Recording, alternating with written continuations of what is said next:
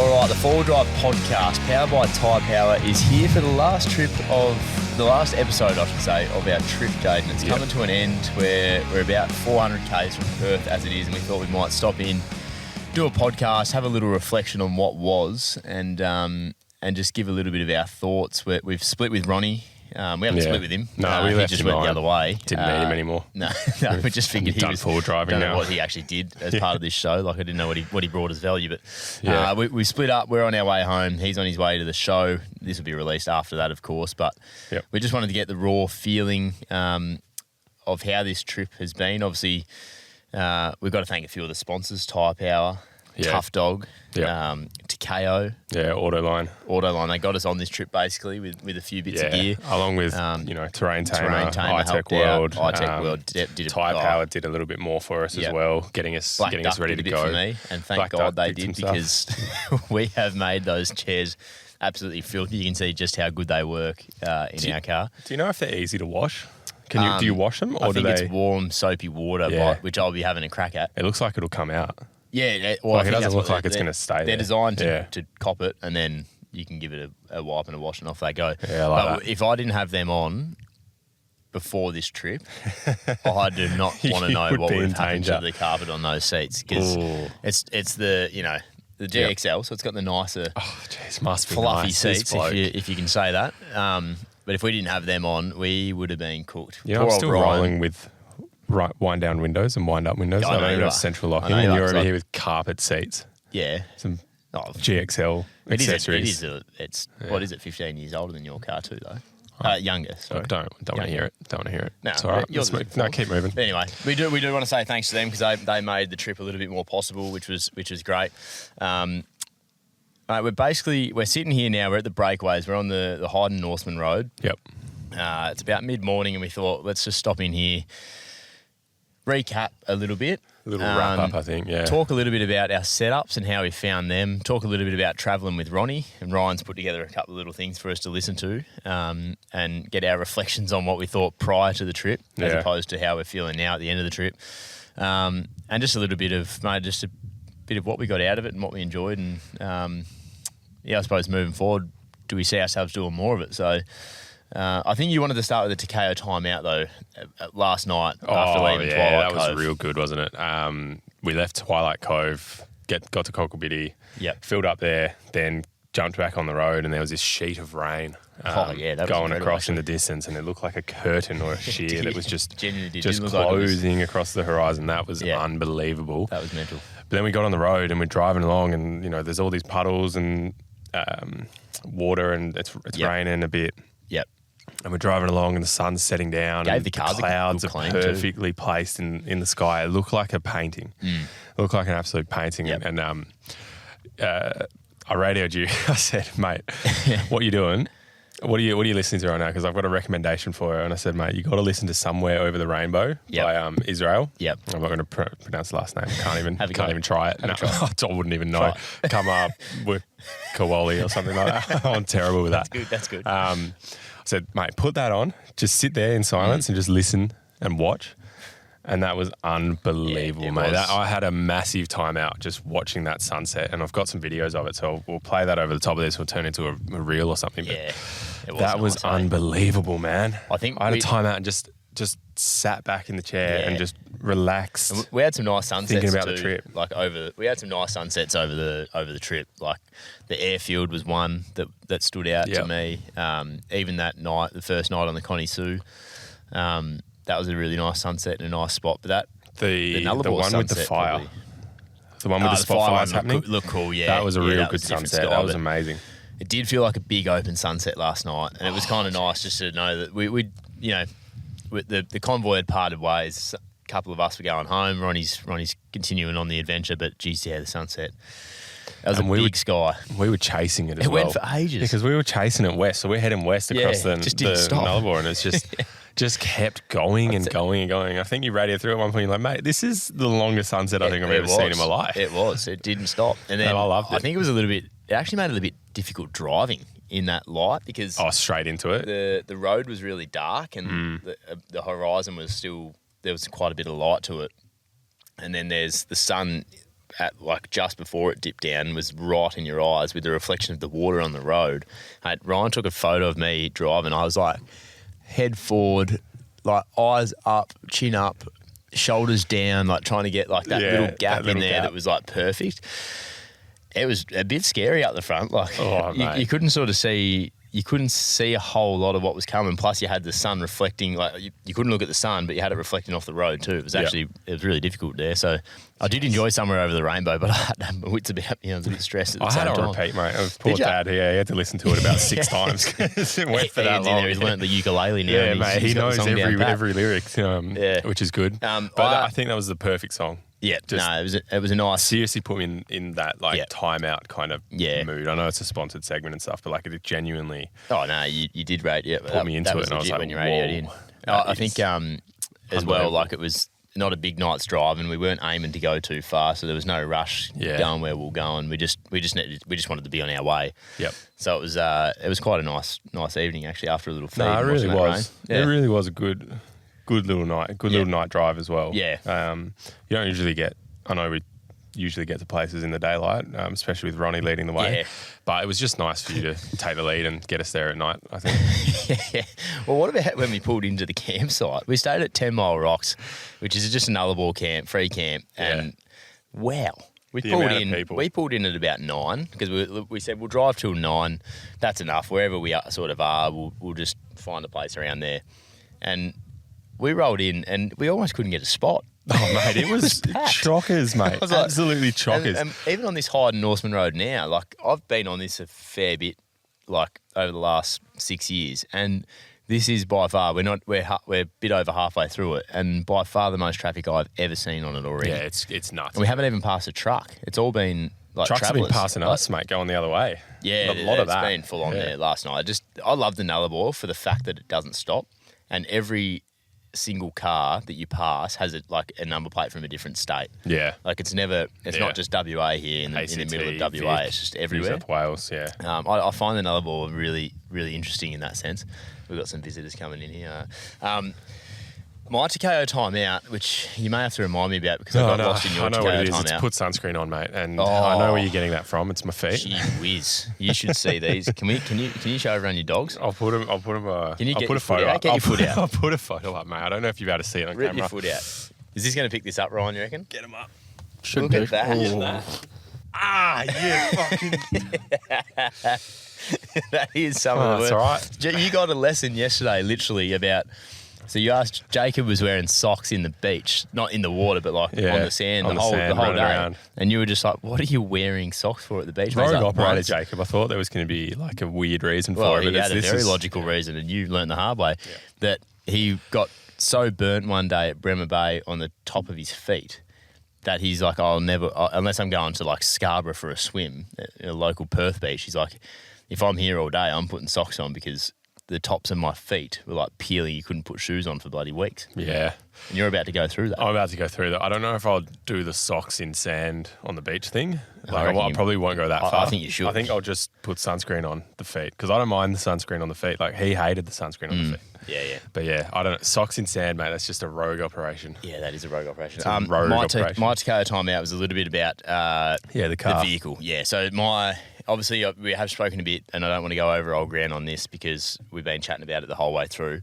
But the Takeo timeout for me was just learning more about this car and being able to now go back to Perth, have a couple of ideas on what I might tweak, which I think we can potentially talk about later. But more so just being able to build confidence in that, my driving, and just, I don't want to get deep and be like, you won with the car and shit like that. But I think you genuinely, if you're going to go and do a trip like that, you want to be in sync a little bit. Closer with the car. You want to know how it feels, how it operates, how it sort of responds to different situations. And the Takeo timeout for me was, that was a big part of it, is just learning about this. First big trip, shakedown, if you want to call it, which is probably a bit more than a shakedown for if you go on the Gunbarrel and the Connie Sue. But shakedown. No, that for me was it because it's honestly exceeded all of my expectations on what they have the Land Cruiser name, and honestly it has just cruised over it. It's done everything I've needed to do. A couple of things went wrong early, like I've had a warning on my dash the whole time with the sensor going off, and just unfortunate timing, I think, of when I passed a couple of trucks.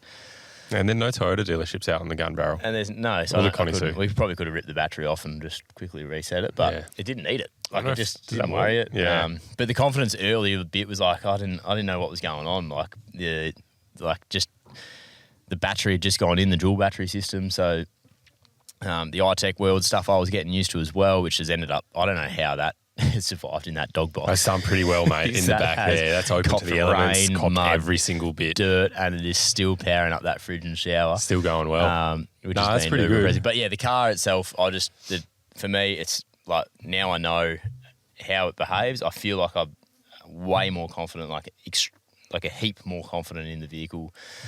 A little bit of my own ability, but just knowing what that can handle and the amount of thrashing that we gave it. Yep. Because I'd be pretty safe to say that was a thrashing. That was a thrashing. Like we thrashed the car through this. You had rocks, you had corrugations, you had and it wasn't like dirt, we weren't mud, climbing sand. Mountains, like lifting wheels and doing all that. There was a little bit of that. There was a bit of that. It wasn't like, we're not driving up the side of this like some other cars are built to do. But not yet. But we you actually might. But yeah, for me, it's like that. That's a thrashing that, I don't know, maybe it'll never get again, but it survived it, no worries. And now we're here and it's going to get me home very safely. You've done pretty well. And that's the first test of your Tough Dog suspension as well. Yeah. And the only thing that you'll need to do is just upgrade the weight on the leaf spring. So I didn't get that Get right. a bit more constant load on that. Yeah, constant but that's the load only up. thing. Everything else like that handled quite well. I was quite surprised with that. Yeah. Considering the amount of weight you've got on it. Yep, but absolutely. No, that was really good. Quickly, Tough Dog tip. Yeah. I want to go to the fuel because I just want to get into the setups and talk about that, and then the filming aspect as well. Yeah, let's get into the fuel because you've brought 4 jerry cans of fuel and a full 130 litre tank. Yep. So basically what I want to say about this is now I didn't know anything about my fuel numbers before coming in. Never really been off-road for that long and never, I suppose, I've never been that far away from being able to just go to a servo and fill up. So for me, the Tough Dog tip of the week would be if you are doing a trip like this that's that remote, make sure that you know exactly where your fuel points are in terms of where you can stop to get fuel. If you are that remote, you need to probably call ahead to make sure that you know they have it. Of all the spots they're gonna pull in here, which is awesome. Great. That couldn't be better. There's acres of space here. It's all right. We just got 2 new fans of the podcast. Yeah, they better subscribe. but know where fuel points are. It's Ronny. In a caravan. Yeah. Call ahead. Sorry, make sure the caravan thought it was Ronny. Make sure you know where your points are, and then as well, don't underdo it, but don't overdo it where you're loading yourself up with so much weight that you can't actually handle it. Because it's an important piece of what remote outback travel is. You do not want to be stuck in some of the situations we were stuck in with no fuel. No. I used 4 jerrys total. So I topped up about 80 litres, just under, of fuel out on the tracks before being able to get to service stations. So twice I used 2, if that makes sense. Yep. So my Tough Dog tip of the week is do your research on the fuel. Be prepared on that more than anything, I would think, if you're going to go out there. Whether that is an upgraded tank, a sub-tank, jerry's, or you're not going that remote, basically. They're your options, really. So it's the one thing I wouldn't cut out on. You were fine. You had a 180 litre tank. You had an extra jerry. 60. You got 160, is it? Yeah. You got 180 litres of fuel. I had more than enough for myself, but I also had a little bit for in case Ronny or yourself needed it. We're all in diesel. So I think that's if you're in a convoy, you can handle that a little bit more. Because ideally I wouldn't bring 4, but it was handy to have that extra just there for use. Plan your water as well. Water's a big one too, yeah. That's actually, you can add that on. That's probably as important, but... Tough Dog tip, plan your trip. Just plan. Just plan your trip. Just plan your trip. Make sure you know what you're doing. Bring enough stuff. All right, cool. Well, do you want to do a little car rundown? Yeah, maybe you go, because I've been chatting the whole time. Yep. Talk about what you loved about it. Oh, jeez. All right. You loved it all. I loved it all too, to be honest. I really loved it all. Yeah. All of it. Okay. We'll go through this. We'll go through real quick. geez, how do we start? We'll start from the front. So we've got a light bar on the front, couple spotties, bull bar with scrub bars on the side leading down to some rock sliders that act as side steps as well. Yep. Got the rooftop tent on the top with a 270. Yep. 270 degree awning on the top. Yeah, 430 it was. Didn't go that far. 450.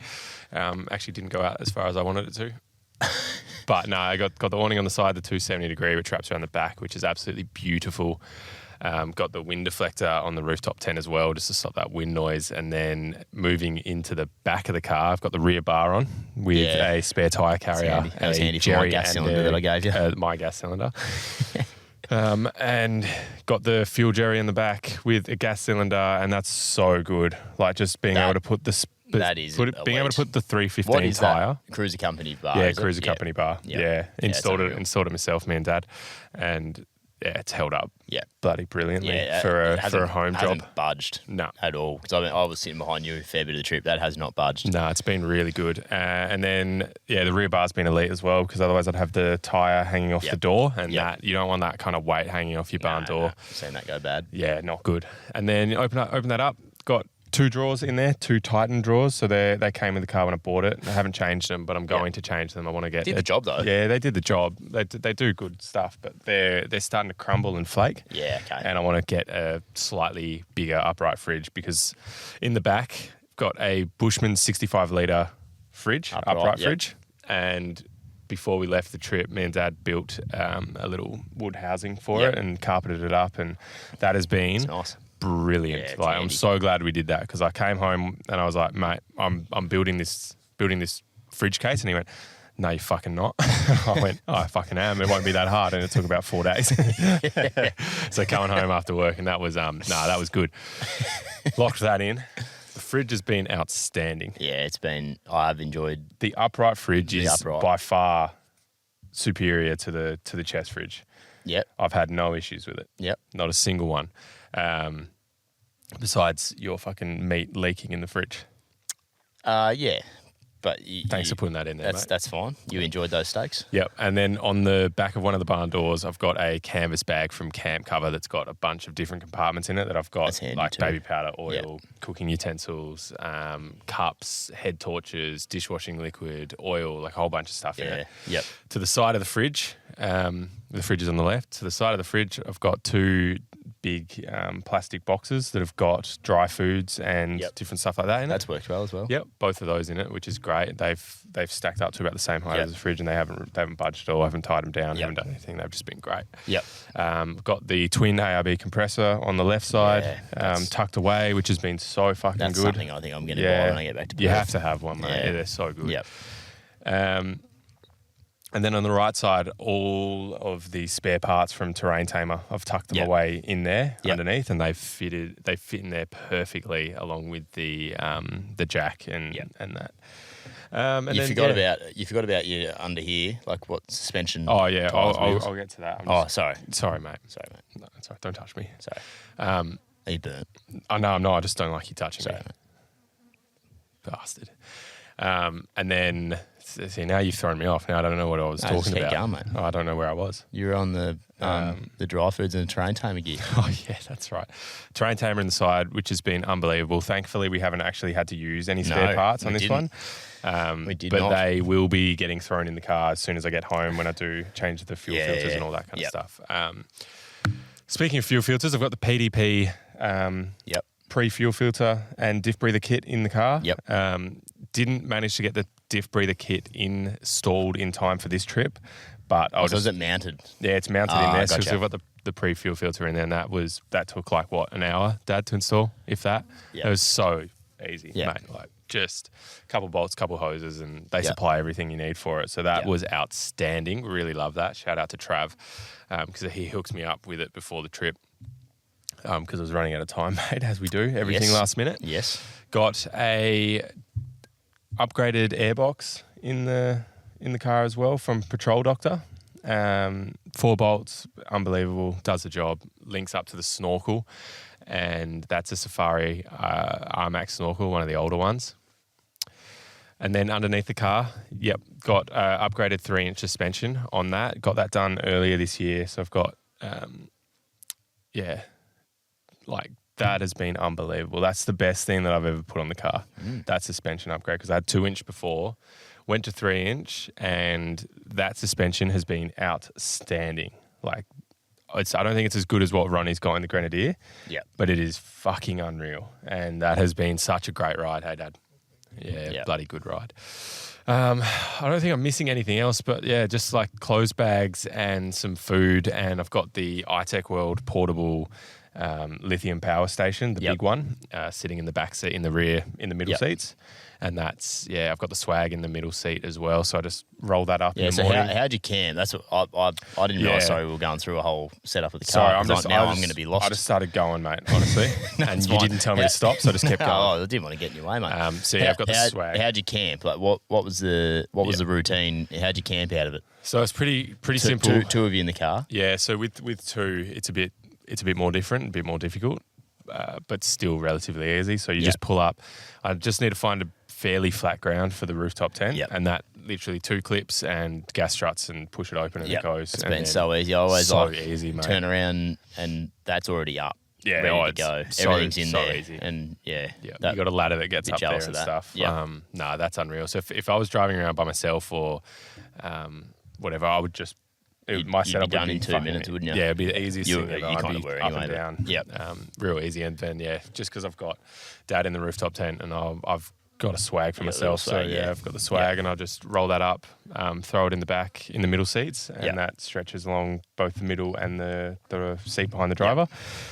And that's it. Yeah, I think when I looked at your setup, it was like you were always finished first. You didn't. Your swag was tiny, but say it was just the way you would normally do it in the tent, rooftop tent.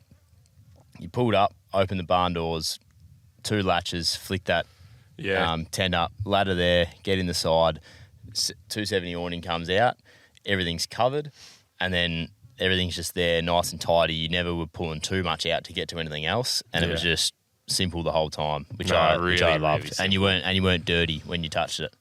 No. So you didn't get it all dusty except for touching maybe the rear bar and the doors potentially. The only thing with having the swag in the middle seats is that it gets dirty.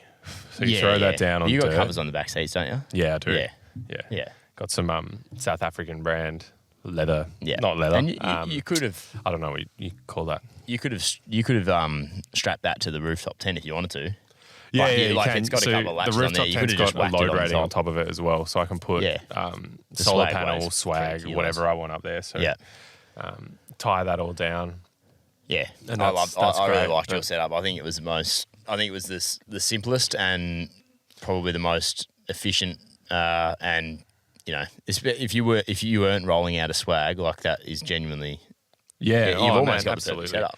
I think what I want to do with it is just could be the ultimate full drive. Thanks, mate. Thank you. Could be. Yeah, I think there's a couple of things I want to do with the draw setup in the back, and I've talked about that heaps on here. So, I've got some ideas to go now, and that'll be cool. But that is me. Yeah, I'm going to do a rig rundown later, which we'll see. I've got the 315s with the RH rims as well. That's the only other lucky I reminded you. Thank you, mate. Do you want to quickly go through your setup? Not all of it. I want to just tell you how I camped. Well, you do what you wanted me to do, and I'll just a lot of pre-planning goes into these, as you can tell. No, I just want to talk about the back of mine, because I think I'll go through. I'm going to do a little. We'll do another video after this. We'll do a rig rundown, which might be part of this, might not be. I don't do that stuff. That's your call. So you can do what you want. But the way that Ryan and I camped out of this, which is the way that you would be camping out of it if it was just me anyway.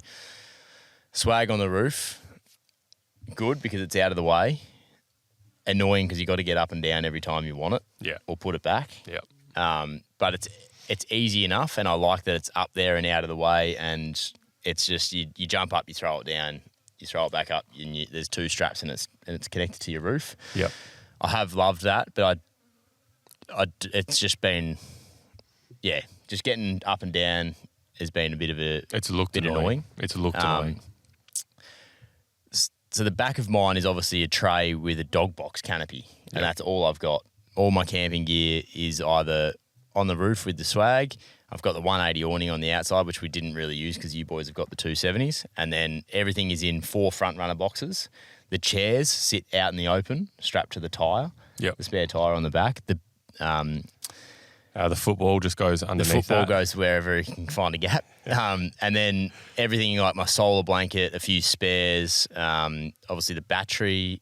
There's the iFrost fridge is on the back too, just outside the dog box.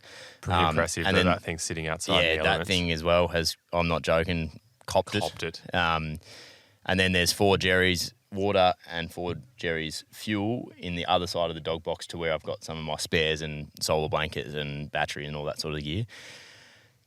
It has worked so well, except every time you touch anything on that car, you are filthy dirty. Yeah.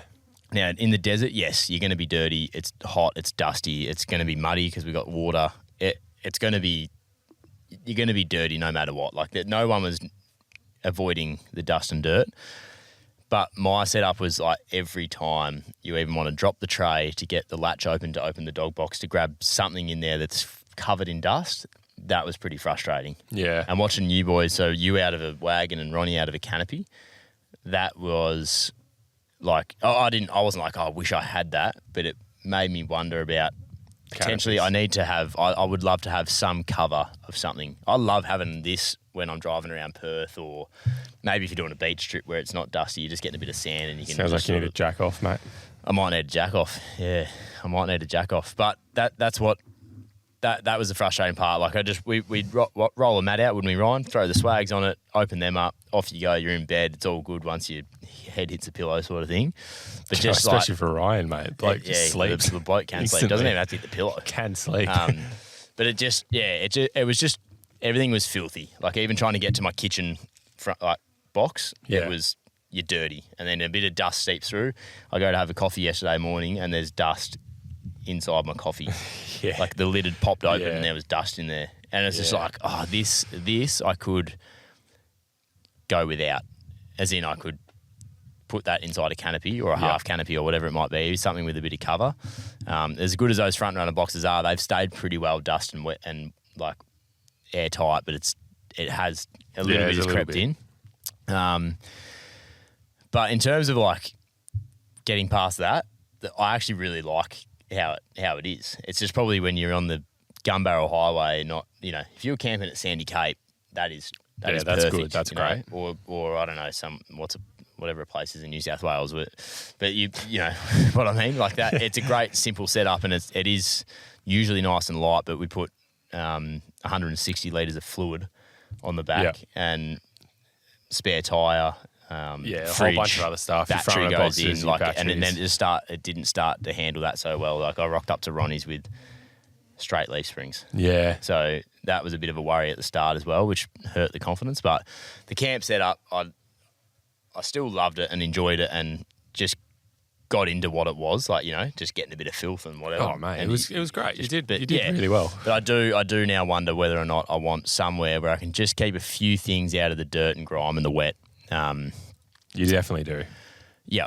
100% which I think everyone knows that with a ute. Like, right, you're going to be, but it's not like I'm working out the back of this ute, so I can have that little bit of nicer space. But anyway, they are expensive too. There's no doubt about that. It's expensive to put canopies on these. So yeah, and I mean you knew that getting the car anyway. Like 79s aren't cheap, and that's why the dog box went on it. It was going 70 series. It was going to fix the problem for a little while. It helped. Like I've got dogs, so I sort of needed somewhere to put them too. So. It's not my perfect setup, but it was fun to do it that way as well. Like I'm glad my first desert trip was a little bit like that. Like it was a basic setup, open tray, no flashy sort of stuff to it. The car's flashy enough, but it was more a real simple camp setup. So I love that. No, I was really, really impressed with it. I thought you did a great job, especially how low the confidence was at the start. Yeah. Another car coming through. Should we hear what Ronny had to say? Let's have a listen to what Ronny had to say. What time is it? So it's a little bit of what Ronny has to say, but I can't show you what Ronny has to say until I've shown you what you've said first. Okay, yeah. All right, well, let's hear what we said. So these were our predictions prior to the trip on how we thought the trip was going to go in terms of filming. Yep. filming the desert trip, sort of the whole thing. Everything? I've got this broken down. So I've not heard this, so I know I said it, but I don't remember. Yeah, it's a long time ago, and I don't want to hear my voice, to be honest. Blast it. Yeah, that's it, right? Excited to be so remote. First time basically going like that far out to the desert and without a whole lot around us. So I'm pretty keen to see that and just do my sort of first bit of real desert travel. I definitely got it. I got that, being remote, desert travel, and I think I got more like above and beyond what I expected would be the desert because of the situations that we found ourselves in and the weather. But I loved every minute of it, especially like the change in scenery.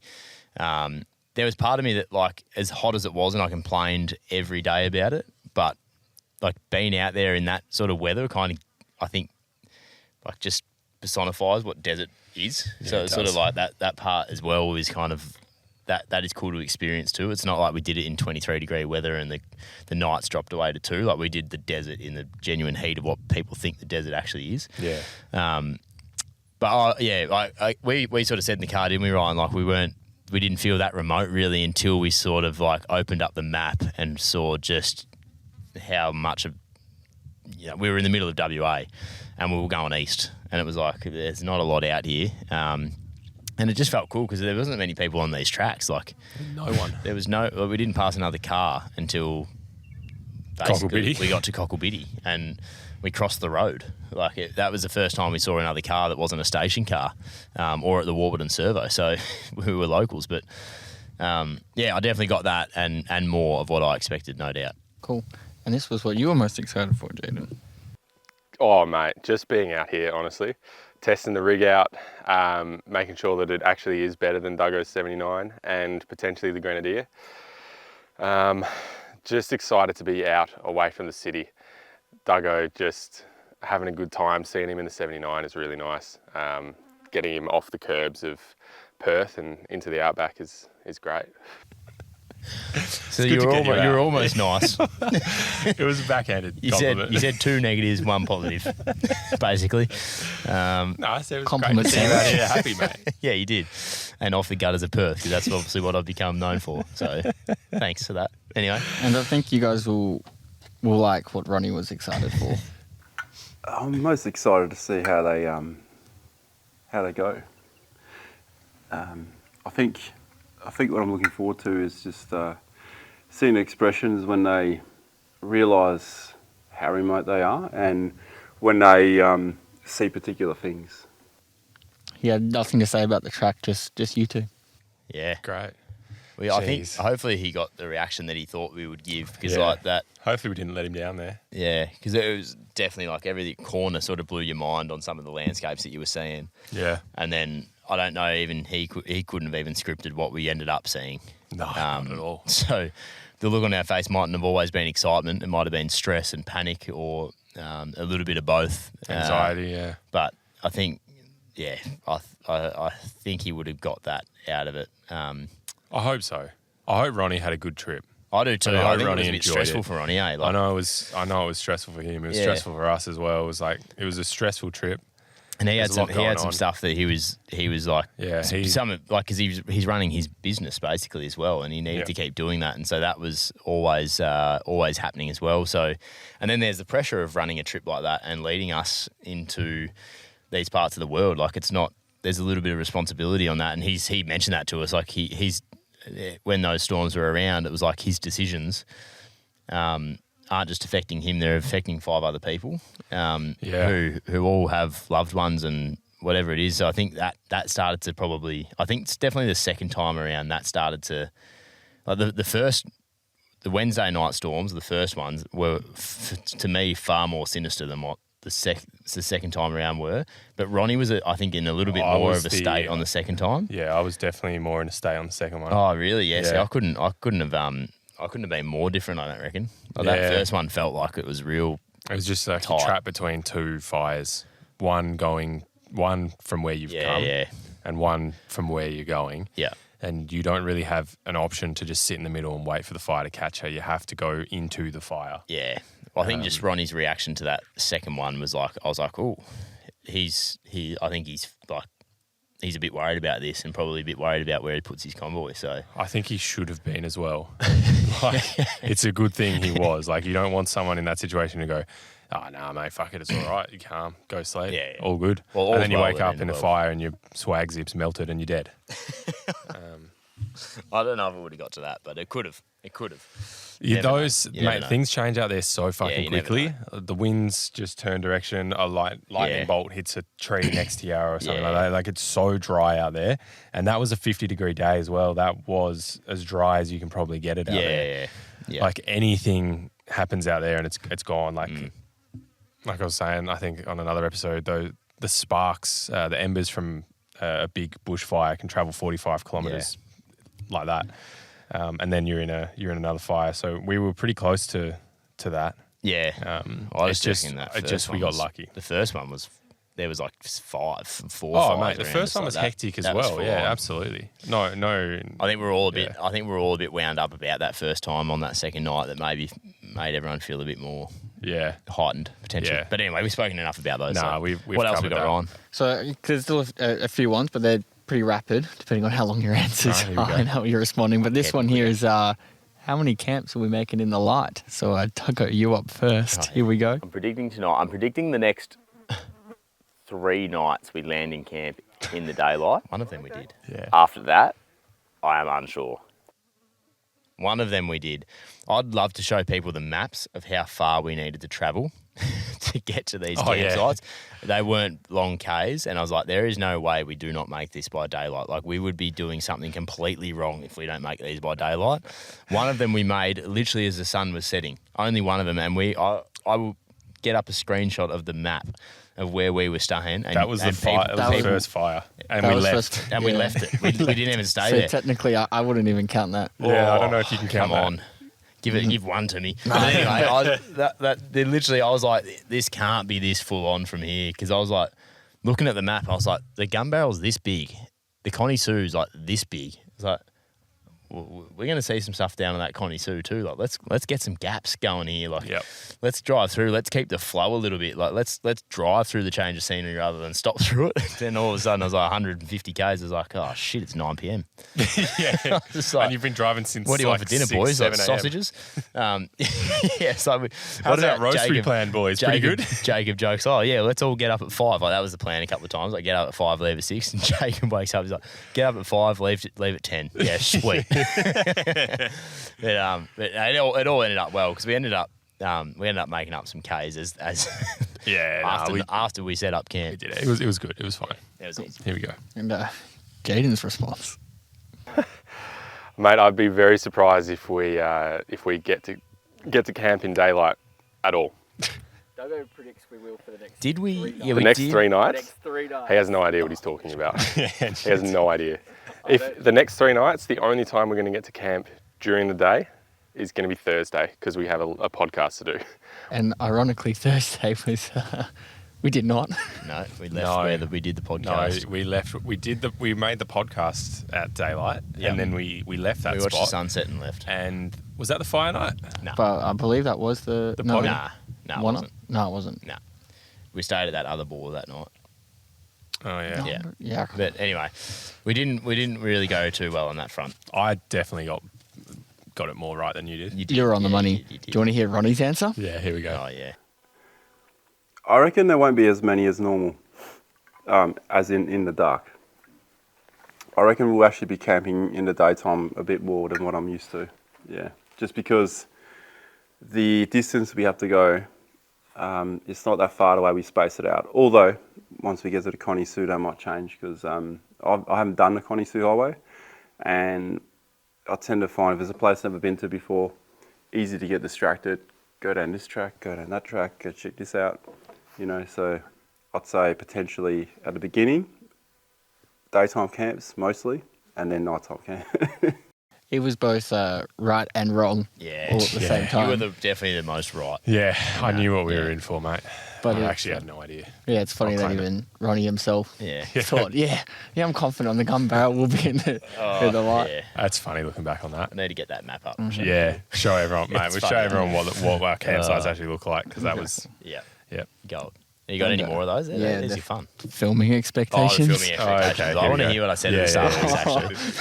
I know. Ryan's been telling me about this. He's like, can't wait for me to see it. I've only seen a little bit of that in my time. We're doing one big trip with Ronny, but this is, as much as it's just a nice big trip for us, it's also like it's work, which you got to understand. So there's going to be a little bit of stopping and starting and a bit of film, but if I'm included in the shots with my car, I'm all good. Like, it's awesome. I'll get used to it pretty quick, I reckon. I'm just going to jump in here and say, I think it was day 3 you turned to me and you said, I don't care if I'm in the shot or if my car's in the shot. I don't care anymore. I just want to move on. I think we took one shot of my car. I was like, that looks good. Let's go. I did say to Ryan, I was like, mate, if you're getting these for me, don't worry. Like, and then Ryan's like, no, it's for everything. Like, sort of. I was like, oh, fair enough.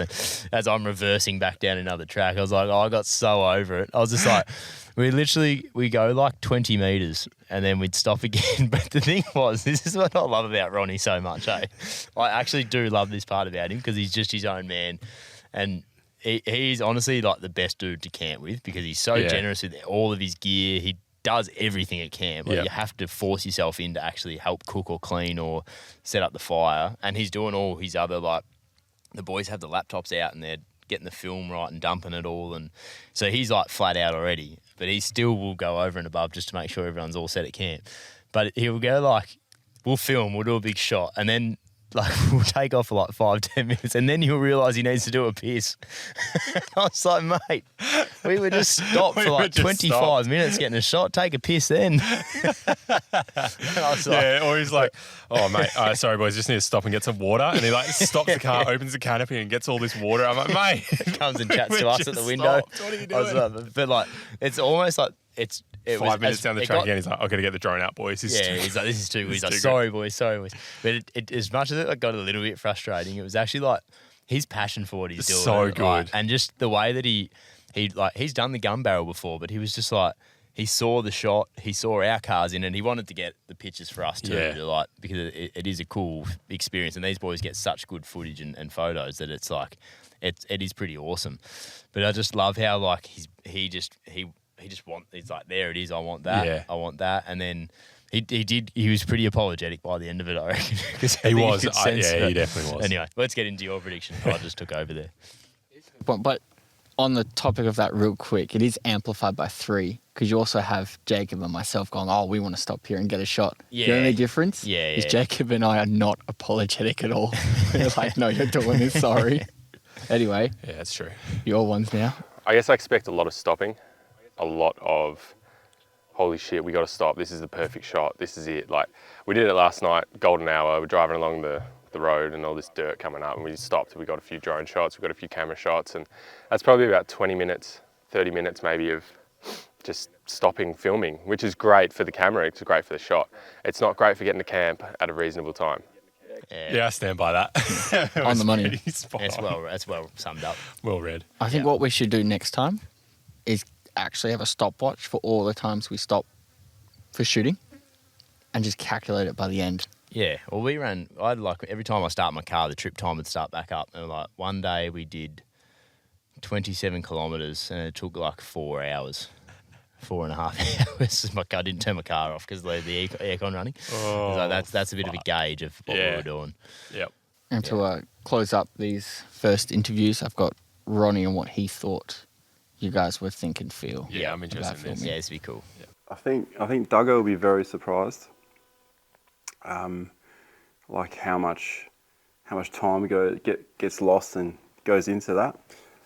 But he's the type of bloke I feel that he's really intrigued on how things work, or like the working of certain things.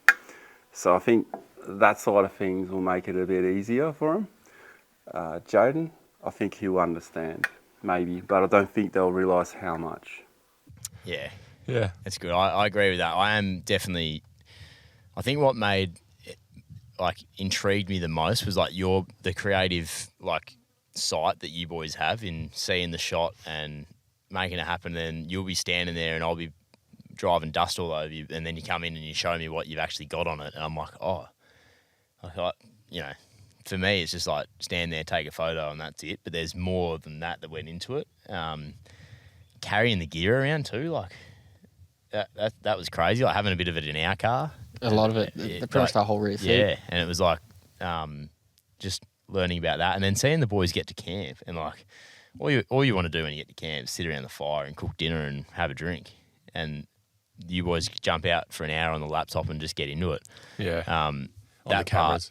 That part was intriguing to me, like the and just seeing how the whole operation worked from day 1 to day 10, the storyline that you had to tell, you can't teleport, so you need film here and there to bridge the story together. Stuff that I probably had an idea about but didn't know the time and effort that went into all of that as well. Yeah, I agree with that. I know what filming takes and stuff like that out here, but like that's a whole other level. Yeah, I wasn't expecting that much of it. Yeah. All I would say on that, I can't wait to see the videos. Yeah, is appreciate these videos when Ronny puts them out. Like he's working, the canning will be up by now as well, which would be great because people will be loving it. But these videos, he puts so much time and effort in to make the perfect product for us to all look at. So too much time and effort. Yeah, I would argue that he goes over and above to make it what it is. So he could easily just fly through easily put out and it'd still be really good, but he goes that next level. And I think that's what sets him apart from some. And it's not like he's got full-time... He's got a good group of you boys that help him work and do it, but he's not a massive big production with, all of this backing behind him. Like he's making his own shit work here. He is. So unbelievable. Yeah. It's cool. I think that's nice. Is that all there is, Ryan, for the... That was well done, mate. Thanks for that. Good that was stuff. cool. That was good. That's a great idea. I think that might be our podcast here. Ryan's got a couple of things. Sorry, mate. Sorry. He's got a couple of things. Yeah. Yes, I'll just quickly, let's just rapid fire quick answers then. Sorry, mate. No, you're good. What advice would you give to newcomers coming out here? I know we've touched on it, but if there's anything sort of out of the box. Really, really just plan your camp sites, plan your food, what you're going to eat. And I think keep in mind when you're planning food that you're not going to wake up every day in 40-degree heat wanting to eat breakfast or like eat a big breakfast or eat a big lunch or eat a big dinner or anything. Like you're going to wake up and you're going to be like, oh mate, I'm just going to have a muesli bar at the moment and I'm going to get to lunch. And then at lunch, I'm just going to have a wrap with some polony or something and that'll be me. And then I'll have dinner, and dinner will be like the bigger meal because you're going to get to camp. You're going to want to eat a bit more. But just when you're planning food, I think you can sometimes bring too much stuff because you're like, oh, I'm going to have bacon and eggs every single morning for breakfast. I'm going to have all this stuff. And you wake up and you're like, mate, I cannot be bothered. Just get me on the road and get me to the next spot. So doing a bit of like planning all that out. Make sure you bring enough water. Make sure you know where bores are that you can refill your water on if there are any where you're going. And make sure you've just got enough spare parts. Like I didn't bring an air filter and I really regret that. I should have brought an air filter, a spare one. But yeah, I've got all the other spare parts as well. But spare parts, food, water, and make sure you've planned your trip out really well. Yeah, I'd say if possible, go with someone, and if it's your first time, go with someone that's done that sort of travel before. Yeah. That perfectly leads into my next one, which is, would you do the Gunbarrel and Connie Sue specifically again without Ronny? Yep, I could now. Yeah, I'd be confident in doing that now. Yep. Yeah, definitely. I wouldn't do it again soon, but I'll do it again without Ronny. Yep. And anything you'd change of the trip or wish were different? I can't change like the storms and stuff. Like as scary as it got at times, I wouldn't change it now because everyone's okay and we saw an absolute show. I'd change the second one. The second storm, if that didn't happen, I'd be very happy with that. I didn't mind how it pushed us further down the road. I think we missed a good part of the Connie Sue in that dark stretch. I think that was that felt cool to drive in the dark, and I reckon it would have been really nice to see in the light, but because it was sort of through that Neil Junction Reserve, but.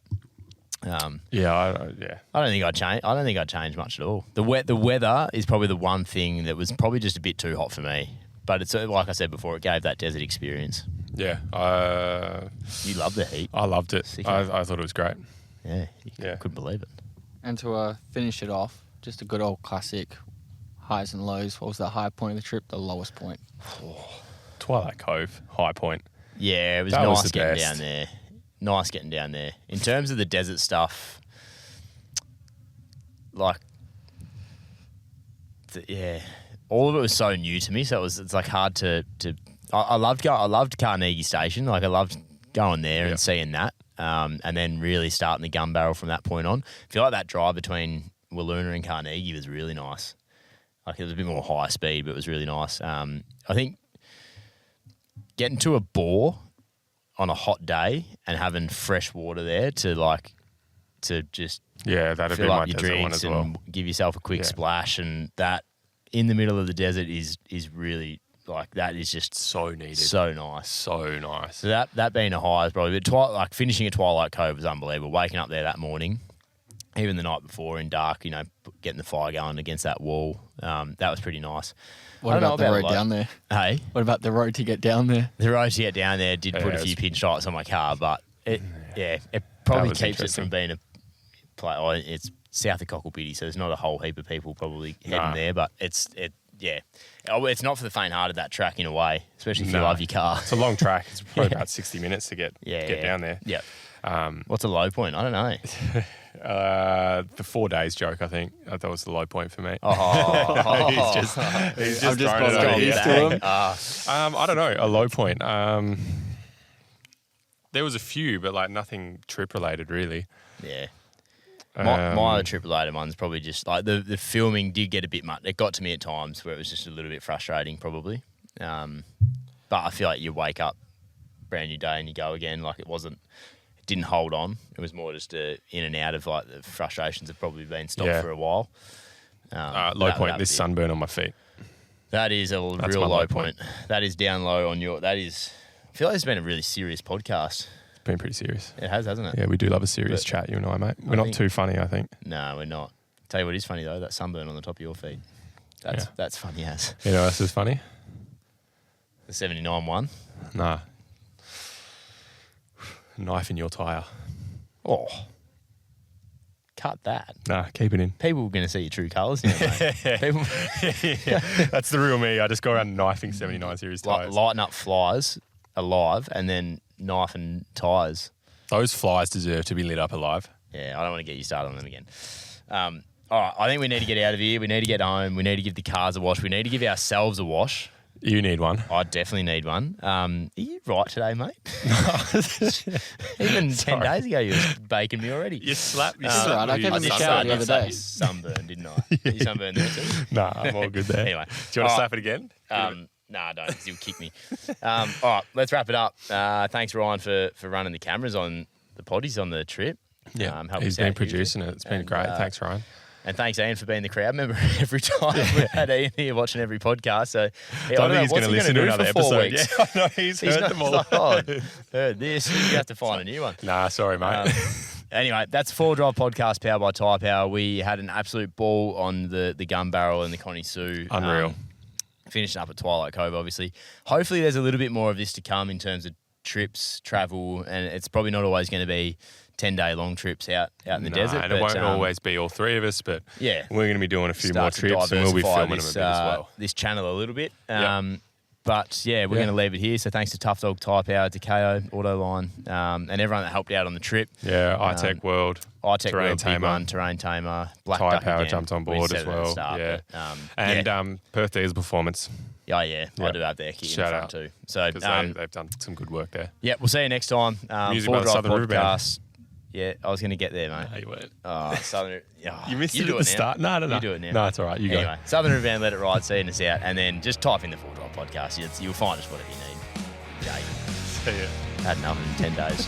Jesus Christ. Cut. Like that.